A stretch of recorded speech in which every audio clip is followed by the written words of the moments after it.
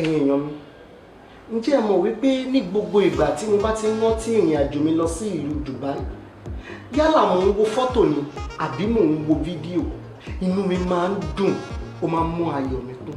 ìdí rèé tí mo ṣe fẹ́ pè yín pé ó di dandan kẹ́yìn náà kẹ́ ẹ fojú ba ilẹ̀ Dubai torí ìlú tí èèyàn gbọ́dọ̀ máa lọ ní gbogbo ìgbà ni ẹni tó ti lọ kó tún lọ torí ìgbà ọ̀tún dé bá ìlú lójoojúmọ́ ni. àmọ́ tí ẹ bá wá fẹ́ lọ ó yẹ kí ẹ bá iléeṣẹ́ tó lámìláaka tó sì jẹ́ iléeṣẹ́ tí èèyàn lè gbọ́kànlé which is the Cruises Travel. àwọn ni wọ́n gbé ètò kan lẹ̀ wọ́n ń pè ní Dubai Christmas Cruise. ètò yìí jẹ́ ètò tó lámìláaka gan.